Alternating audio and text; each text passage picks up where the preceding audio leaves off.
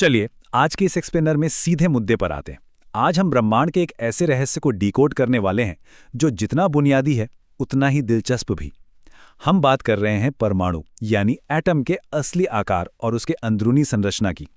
ये कोई आम वैज्ञानिक सफर नहीं है। हम उस दुनिया से बहुत दूर जाने वाले हैं जिसे हम हर रोज अपनी आंखों से देखते हैं, एक ऐसे सूक्ष्मतम स्तर पर जहां वास्तविकता के सारे नियम बिल्कुल ही पलट जाते हैं। अब जब भी हम परमाणु शब्द सुनते हैं तो दिमाग में अक्सर स्कूली किताबों वाली वो तस्वीर उभरती है ना? वो एक छोटे से सौरमंडल जैसी तस्वीर जिसमें बीच में सूर्य की तरह एक भारी नाभिक होता है और इलेक्ट्रॉन ग्रहों की तरह उसके चारों ओर गोल गोल घूम रहे होते हैं। लेकिन क्या असलियत में ऐसा ही होता है? सच बताऊं तो सच्चाई इससे कहीं ज्यादा अजीब, जटिल और सच में बहुत अद्भुत है।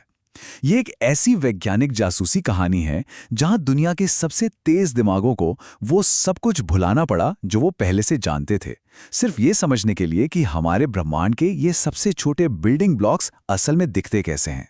तो इस पूरी कहानी का पहला अहम हिस्सा है ग्रहीय बोहर मॉडल। चलिए इस विकासवादी सफर के पहले बड़े मील के पत्थर से शुरुआत करते हैं। ये वो दौर था जब वैज्ञानिकों ने पहली बार परमाणु को गणित के नजरिए से समझने की एक ठोस कोशिश की थी। और दिलचस्प बात यह है कि उन्होंने इस अमूर्त सी क्वांटम दुनिया को समझने के लिए उसी परिचित सौरमंडल वाली अवधारणा का सहारा लिया। अगर हम इतिहास के पन्ने पलटें तो चीजें बहुत तेजी से बदल रही थीं। 1904 में जे थॉमसन का मशहूर प्लम पुडिंग मॉडल आया। इसमें माना गया कि धनात्मक आवेश किसी पुडिंग की तरह फैला हुआ है और इलेक्ट्रॉन उसमें किशमिश की तरह धंसे हुए हैं।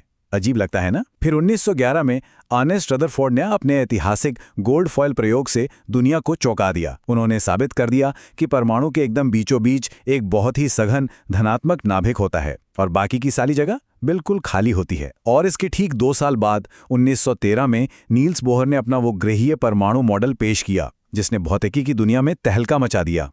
दरअसल बोहर ने एक ऐसी पहेली सुलझाई जो नामुमकिन सी लग रही थी। पुरानी शास्त्रीय भौतिकी के हिसाब से तो एक घूमते हुए इलेक्ट्रॉन को अपनी ऊर्जा खोकर सीधे नाभिक में गिर जाना चाहिए था। परमाणु तो नष्ट हो जाना चाहिए था। लेकिन बोहर ने बहुत चतुराई से पुरानी भौतिकी को शुरुआती क्वांटम नियमों के साथ मिला दिया। उन्होंने कहा कि इलेक्ट्रॉन सिर्फ कुछ खास स्थिर कक्षाओं में ही रह सकते हैं जहां वे अपनी ऊर्जा नहीं खोते। सबसे बड़ी बात, उन्होंने ऊर्जा के निकलने को प्लैंक स्थिरांक से जोड़ा, वही मशहूर फॉर्मूला E बराबर h/ν, और ये तय किया कि इलेक्ट्रॉन का कोणीय संवेग h बार h/2π के एक पूर्णांक गुणक के रूप में क्वांटाइज्ड होता है। अब जरा इस नंबर पर गौर करते हैं, 52.9 पिकोमीटर। इसे बोहर त्रिज्या कहा जाता है। बोहर के गणित के हिसाब से हाइड्रोजन के उस इकलौते इलेक्ट्रॉन के लिए यह सबसे छोटी संभव गोल कक्षा है। उस वक्त के हिसाब से ये कोई छोटी मोटी बात नहीं थी। इसका सीधा सा मतलब था कि एक इलेक्ट्रॉन बस इससे ज्यादा नाभिक के करीब जा ही नहीं सकता। प्रकृति ने जैसे एक लक्ष्मण रेखा खींचती थी, कोई क्रमिक ढलान नहीं बल्कि एक एकदम सख्त सीमा। और पता है, बोहर का ये मॉडल रातों रात एक जबरदस्त हिट साबित हुआ। इसने सिर्फ प्रयोगों से निकले रिडबर्ग सूत्र को एक मजबूत सैद्धांतिक आधार ही नहीं दिया, बल्कि हाइड्रोजन गैस से निकलने वाले प्रकाश के सटीक रंगों यानी उसकी स्पेक्ट्रल रेखाओं की एकदम अचूक भविष्यवाणी भी की। दशकों से भौतिकी में जो एक बड़ा रहस्य बना हुआ था वो आखिरकार सुलझ गया था। विज्ञान के लिए ये सच में जश्न मनाने का पल था। लेकिन जैसा कि विज्ञान की दुनिया में अक्सर होता है, एक जीत का मतलब कहानी का अंत नहीं होता। हर नया जवाब अपने साथ और भी पेचीदा सवाल लेकर आता है। हमारा अगला हिस्सा इसी बारे में है, जहां यह मॉडल विफल हुआ। जब इस शानदार लगने वाले सौरमंडल मॉडल को और बारीकी से परखा गया तो इसमें बहुत ही बुनियादी और गंभीर खामियां सामने आने लगीं। जैसे जैसे हमारी मशीनें और उपकरण बेहतर हुए, ये 2 डायमेंशनल सौरमंडल वाला आइडिया नए सबूतों के सामने टिक नहीं पाया। पहली बात, ये मॉडल न्यूट्रल हीलियम जैसे एक से ज्यादा इलेक्ट्रॉन वाले परमाणुओं पर बिल्कुल काम नहीं करता था। दूसरी बात, इसने ग्राउंड स्टेट के कक्षीय कोणीय संवेग की गलत भविष्यवाणी की। इसे 0 होना चाहिए था, लेकिन बोहर के मॉडल ने इसे h बार बताया। इतना ही नहीं, ये स्पेक्ट्रल रेखाओं के अंदर मौजूद बेहद बारीक संरचनाओं को भी नहीं समझा सका। और जब चुंबकीय क्षेत्र में स्पेक्ट्रल रेखाएं बंटने लगी, जिसे जीमान प्रभाव कहते हैं, तो बोहर का मॉडल वहां भी पूरी तरह बेबस नजर आया। और यहीं पर भौतिकी की कहानी में अब तक का सबसे बड़ा और सबसे नाटकीय मोड़ आता है। पुरानी भौतिकी की उस सुरक्षित और निश्चित दुनिया से निकलकर हम क्वांटम यांत्रिकी की एक अजीब, लहरदार और अनिश्चित दुनिया में कदम रखते हैं। बोहर की उन साफ सुथरी 2D कक्षाओं को हटाकर उनकी जगह ले ली श्रोडिंगर के धुंधले 3D बादलों ने। अब इलेक्ट्रॉन कोई ऐसा ग्रह नहीं रह गया था जिसका रास्ता हमें पहले से पता हो। अब वो एक विशाल क्षेत्र में सिर्फ पाए जाने की एक संभावना बन चुका था। यही है हमारा तीसरा पड़ाव, क्वांटम मैकेनिकल बदलाव। यहां निश्चितता की जगह संभावनाओं और तरंगों ने ले ली। 20वीं सदी के मध्य में विज्ञान ने मान लिया कि हम हर चीज एकदम सटीक तरीके से नहीं जान सकते। अब सब कुछ गणितीय संभावनाओं पर टिक गया था। ये वो मोड़ था जिसने हमारी वास्तविकता की पूरी समझ को ही चुनौती दे डाली। इसे समझने के लिए हमें एक मुख्य क्वांटम कॉन्सेप्ट को जानना होगा, प्रायिकता घनत्व या प्रोबेबिलिटी डेंसिटी। ये कोई असली जगह नहीं है, बल्कि अंतरिक्ष का एक गणितीय क्षेत्र है जो बताता है कि किसी खास जगह पर इलेक्ट्रॉन के मिलने के चांसेस कितने हैं। यहाँ इलेक्ट्रॉन किसी बिंदु जैसे नहीं होते, बल्कि वे गिटार के किसी तार की तरह, खड़ी तरंगों या स्टैंडिंग वेव्स की तरह बर्ताव करते हैं।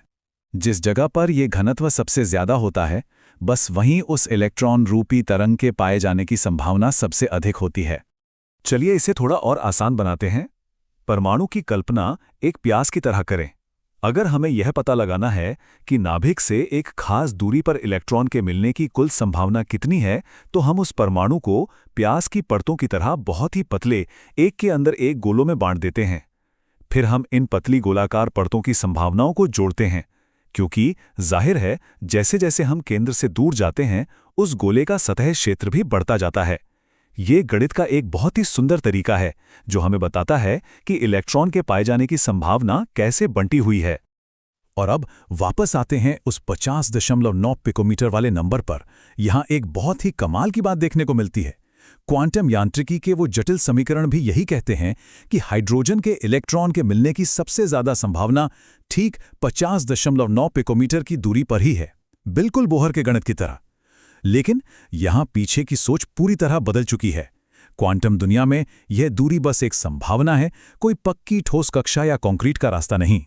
तो अब हम आते हैं चौथे हिस्से पर, परमाणु कक्षाओं के आकार पर।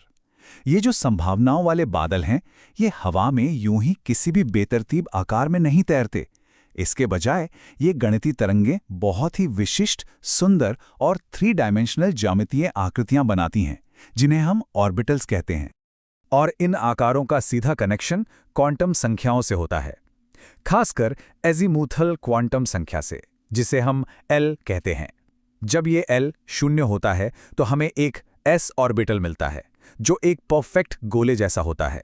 जब L 1 होता है तो वो p ऑर्बिटल बन जाता है, जिसका आकार किसी डंबल जैसा दिखता है। और जैसे जैसे ये संख्या बढ़ती जाती है, d और f ऑर्बिटल्स की ज्यामिति क्लोवर के पत्तों, डोनट्स या और भी बेहद जटिल आकृतियों में ढलती चली जाती है।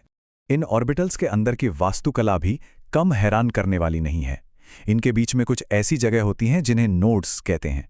ये अंतरिक्ष का वो हिस्सा है जहां इलेक्ट्रॉन के मिलने की संभावना बिल्कुल 0 यानी 0 होती है। और हाँ, एक जरूरी बात, इन चित्रों में जो धनात्मक और ऋणात्मक यानी प्लस और माइनस के चिन्ह दिखते हैं, वे कोई इलेक्ट्रिकल चार्ज नहीं है। वे तो बस उस गणितीय तरंग के ऊपर या नीचे जाने के आयाम हैं, बिल्कुल वैसे ही जैसे पानी में उठने वाली लहरें ऊपर और नीचे जाती हैं। अब इस पूरी पहेली के आखिरी हिस्से की तरफ बढ़ते हैं, इलेक्ट्रॉन भरने के नियम। प्रकृति में कुछ भी बेतरतीब नहीं होता। इलेक्ट्रॉनों के लिए भी कुछ सख्त ट्रैफिक नियम होते हैं जो ये तय करते हैं कि वो इन अजीबोगरीब ऑर्बिटल्स में आखिर व्यवस्थित कैसे होंगे। सबसे पहला नियम है पॉली का अपवर्जन सिद्धांत। तकनीकी भाषा में कहें तो परमाणु के अंदर कोई भी 2 इलेक्ट्रॉन अपनी चारों क्वांटम संख्याओं का एक ही सेट कभी साझा नहीं कर सकते।